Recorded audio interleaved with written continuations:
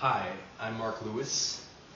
Wait, hold on. Hi, I'm Mark Lewis. I was called in today to work on this project. I was initially under the impression I would be fulfilling the grand newscaster role. It appears that that has been relegated to Sima Qian. Don't get me wrong, I'm flattered that Sima decided to pay us a visit today. He's an eminent historian, he's a talented individual, and he's a tremendous literary figure. I mean, his works are the foundation of early Chinese history, albeit a tenuous and shaky foundation. And I have tremendous respect for Sima. I have worked with his texts frequently since high school, even. However, there are some issues with Sima Qian.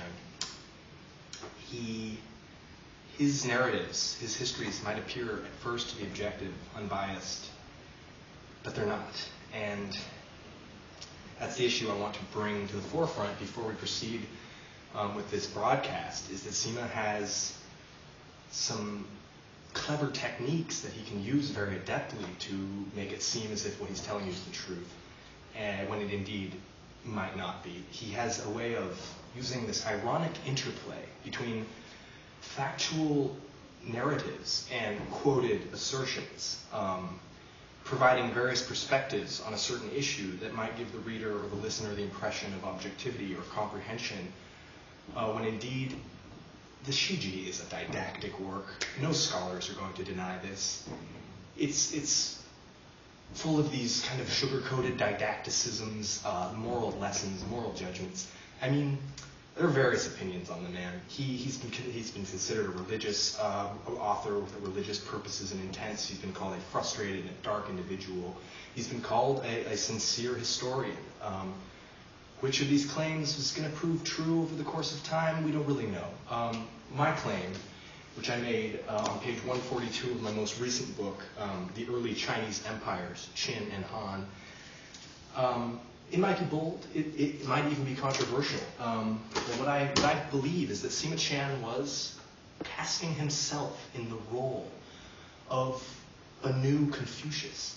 He was attempting to take on the role in his culture that Confucius may have served in his own. And while this is an ambitious undertaking, it's fraught with danger. And a man like Sima Qian did not take into consideration what he was risking at the outset of this project. He inherited the task of writing the Shiji from his father, a comprehensive history of Chinese civilization. He was so focused on the past. He was adept. It was his purpose in life. It was his very purpose for existence. If you read his letter to Ren On, you will realize how desperately he clung to this purpose. It was really all he had. Yet, in a time when he needed to be focusing on the present, he was focused on the past.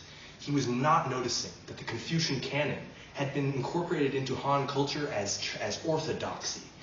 And he was writing his entire Shiji all the while with this Taoist slant. And as a historian, this really irks me.